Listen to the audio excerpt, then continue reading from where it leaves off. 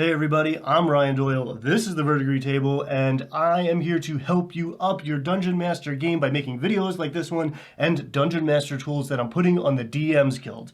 This time I am publishing an integrated random encounter table for Tier 1 focused on the Hill Country. I call these integrated tables because they've got a lot more going on than a typical bunch of random encounters, but instead of describing them, I thought that this time I'd give you a little demo on how you might make use of this in your home game. I've put the entirety of the product in the preview so you can grab it for free, you can follow along with this video and hopefully use it in your home game. And if you do so, please let me know about it. I would love to hear it. And if you enjoy it and you see value in this work, then purchasing the product, throwing me a couple bucks is definitely deeply appreciated and will help me keep making things like this for you in the future. I'm going to use the dice roller on Google for this demo because it's easy to share, and here's a free bonus tip for you right out of the gate in case you ever want to play some D&D but you don't have any dice handy. So let's roll up our 2d6 here. And there are different ways to use this product, and I do have a design note on the final page here about why we use 2d6 and how you can change it up if you want. Roll a d12. You can roll a check to see if an encounter happens in the first place as it's spelled out in the Dungeon Master's Guide, and we did a whole video on that. But honestly, in my game, I roll right on this table every day that we spend out in the wilderness, sometimes every night as well, especially at early levels, because this is a fantasy game, an adventure in a dangerous world, and things are happening all the time. And the table is designed with that in mind, giving variety and weighing for different types of encounters so things stay interesting. Okay, let's roll some dice. First up, we get a 9.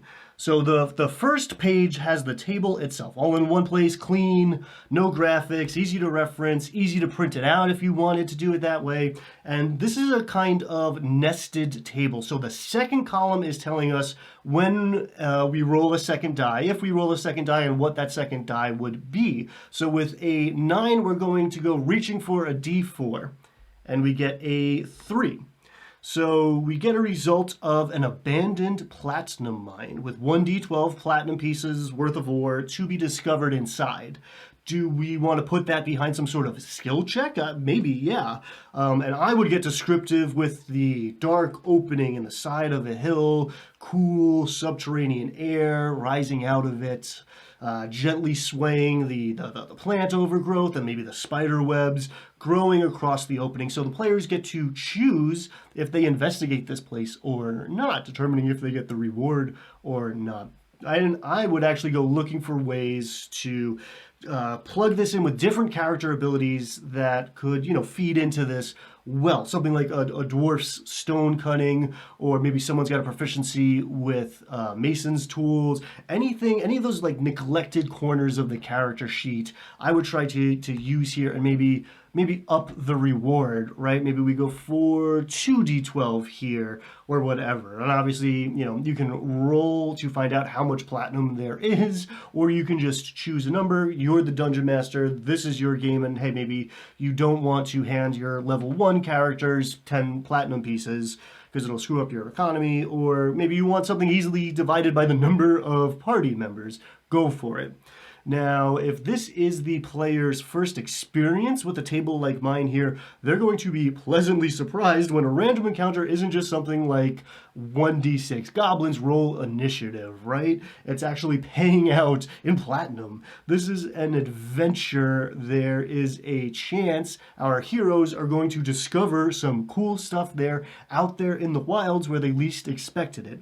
Above the table, right at the player level, it also makes this feel like gambling in a way, right? Ooh, we're paying off. And that's why I like letting the players roll the check, at least a lot of the time, if not all of the time. It puts their fate in their own hands, and they're going to get more excited knowing that there are good and bad things, very good and very bad things potentially on this table. Cool. All right, so let's roll again. 2d6, we get a 4, so we're going to roll a d6 for that, and we get a 5. So we're looking at an Orog and 1d8 orcs. Cool. Again, you can just roll for however many orcs, or you can select a number that is appropriate for your party.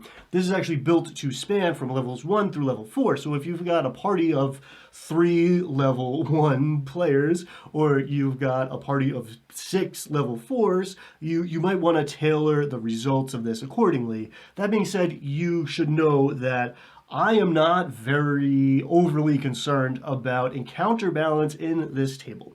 Maybe things are a little different in a more linear dungeon I've designed, right, where deeper levels and further rooms are harder in general. But my philosophy here is out in the wilderness, you can find anything at any moment. There are some potentially very deadly encounters for a 4th level party on here, and no safety valve other than Dungeon Master Fiat that keeps these, very dangerous encounters from showing up at level 1. And that is okay. It's good, in fact, because not every encounter is an automatic combat. Very few are here, actually.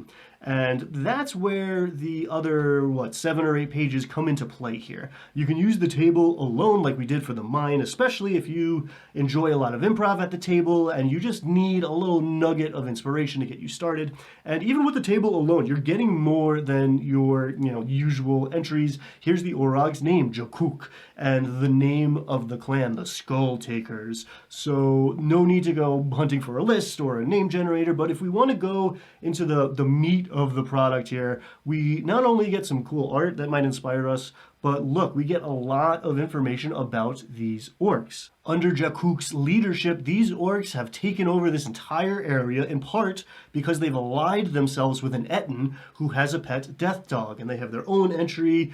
2 heads are better than 1 and 4 are better than 2, right?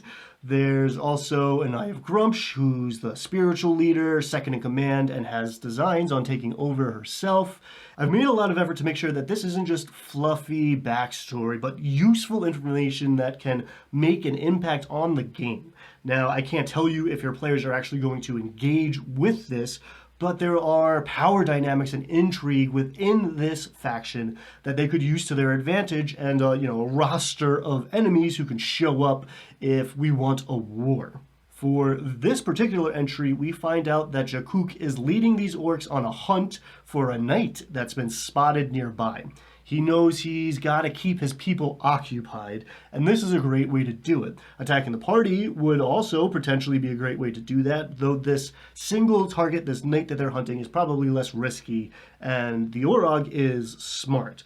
Maybe he'll send these adventurers after the Etten, actually, who also could use some stimulation and is kind of a hassle now that there's no one to fight. And, maybe if the party defeats the giant and his pet, well, no big deal. He has one less problem. And in the meantime, if these adventurers are talking, Jakuk's interested in where they come from, what kind of valuable stuff might be there. Is it well defended, right? And this should obviously raise some red flags for the players, but the point is he wants things. He has goals and he has problems. The players can negotiate with him, they can befriend him, they can deceive him, and yeah, absolutely, they can fight him. They might also pull on this thread. The orcs are hunting the knight, right? Good old Osric the Steadfast has his own entry, and he's got his own goals. He's seeking the Shrine of the Morning Lord, which is also on here in its own entry, and the Shrine of the Morning Lord is guarded by the blind priest, who is actually a coatl, using polymorph to hide his true form, and the blind priest is all over this table in different guises because he can be very useful to the Dungeon Master in a campaign, let me tell you. So you can see where the integrated aspect comes in all of this. A lot of these entries are interconnected and can interact with each other in different ways. This is almost a mini campaign setting, formatted as a random encounter table to add a layer of functionality to it. Again, if it's too much depth for the moment, the table is built to stand alone, but taking a couple minutes to read through the expanded entry can give you a lot to work with. Personally, I would recommend going through this whole thing in prep.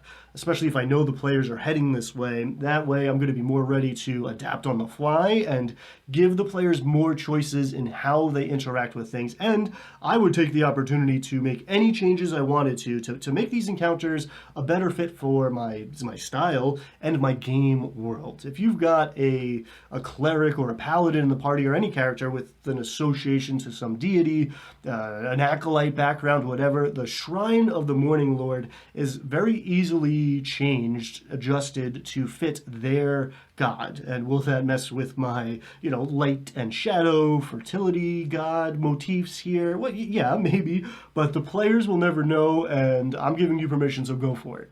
Okay, so let's roll again. 6.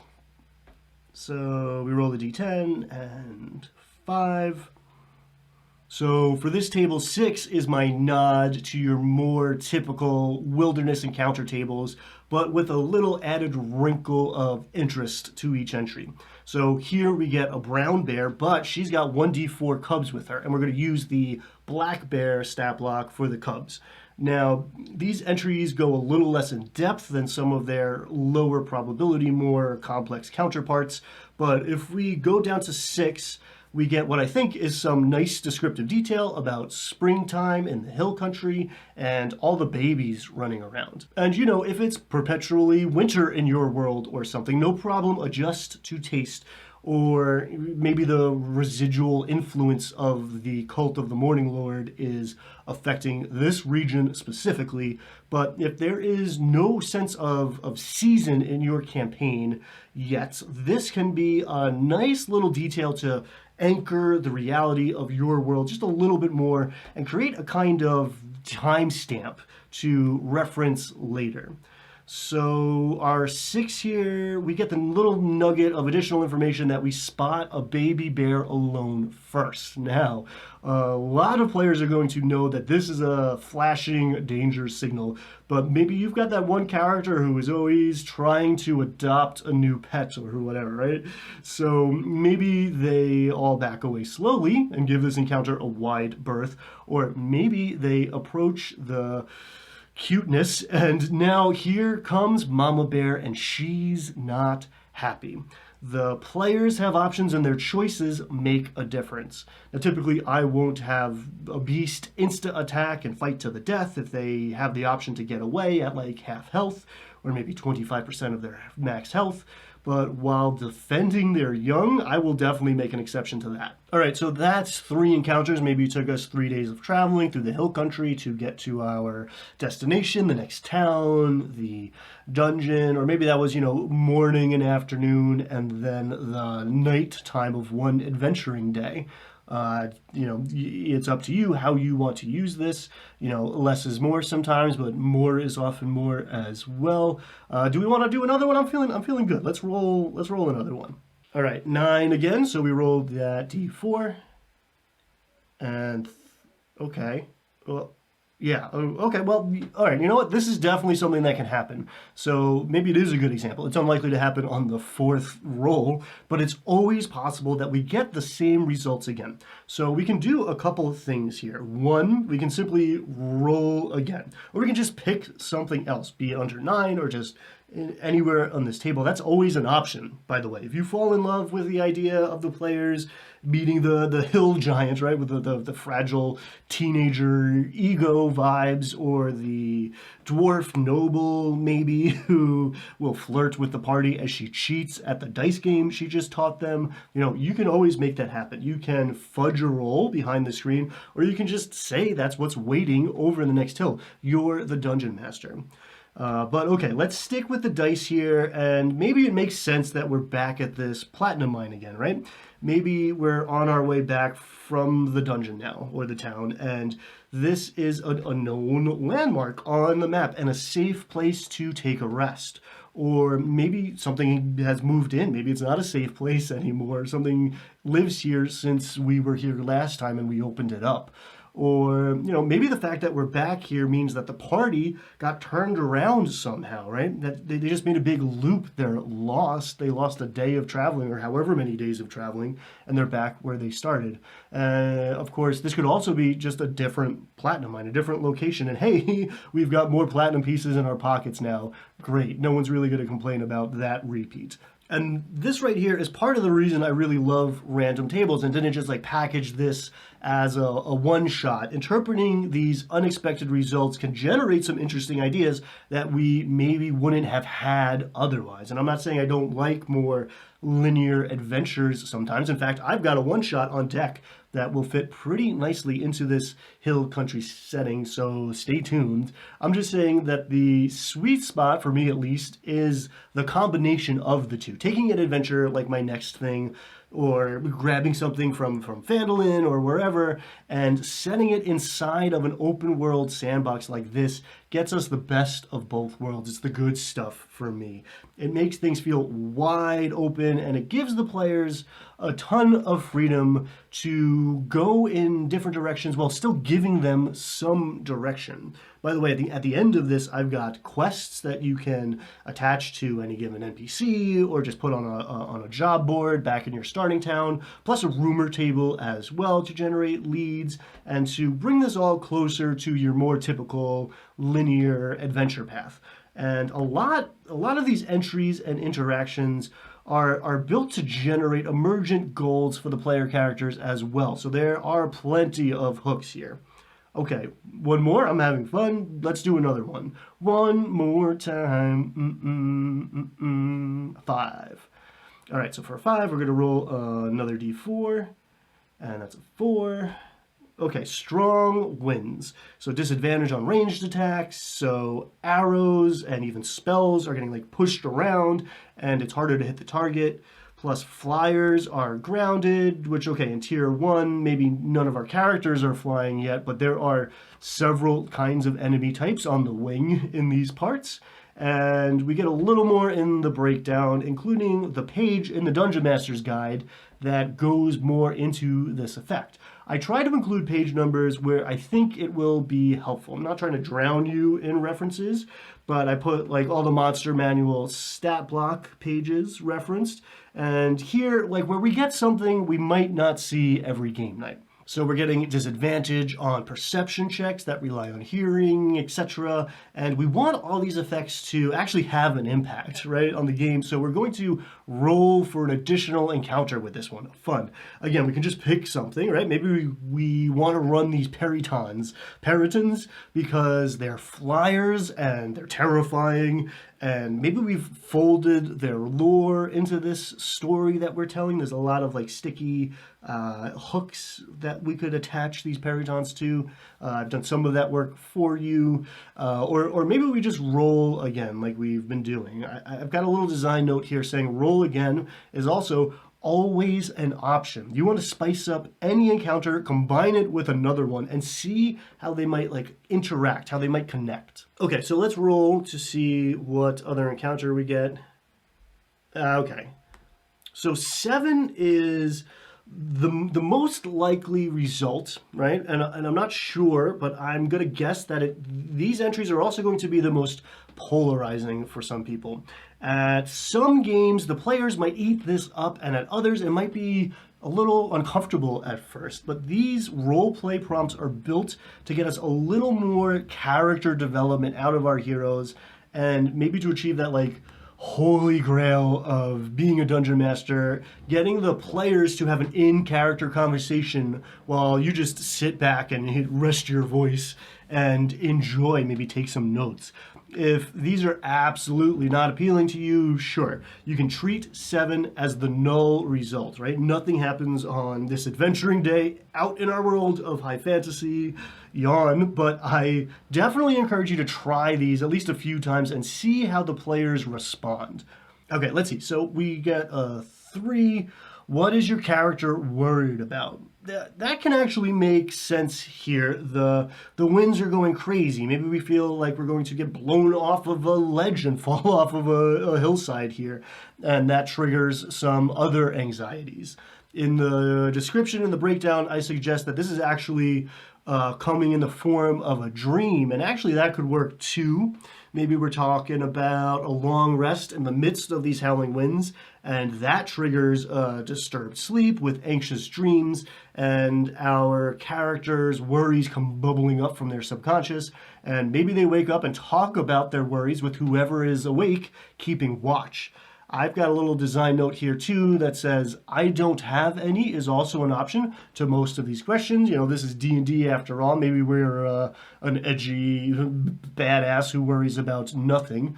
But, you know, come on, this is D&D after all. Maybe there's some childhood trauma that arises unbidden some nights or something. Okay, one more, last one. Let's say we really want these strong winds to interact with a different encounter, or we're treating 7 as like roll again, or even roll twice. So let's go. Ooh, 11. Okay, roll d4, and we get Drift Globe. At this point, if you really wanted a combat encounter, just grab one. But let's stick with this. Maybe the winds have eroded, have exposed this drift globe, lying long buried, and we catch a little glint of light as the sun reflects off of its surface. Or it's illuminated, and at night, First Watch sees it glowing after the sun has gone down. Maybe, you know, it's not the coolest magic item, but this is tier 1. I'm not trying to break your game, and there are cooler things on this table, actually.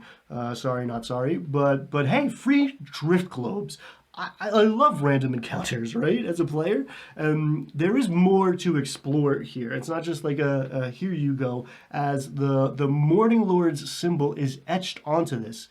If you want to have the players, you know, roll in a history check or a religion check or even an arcana check to deliver some information about how this, you know, interconnects with the greater story of your campaign, of your game world, go for it. You know, maybe this leads to the shrine or the knight or the blind priest or all three. This one little encounter can spawn a whole night's worth of adventure or even more. We end up beholden to or patronized by the Morning Lord, and all of a sudden, hey, the campaign's off in a different direction.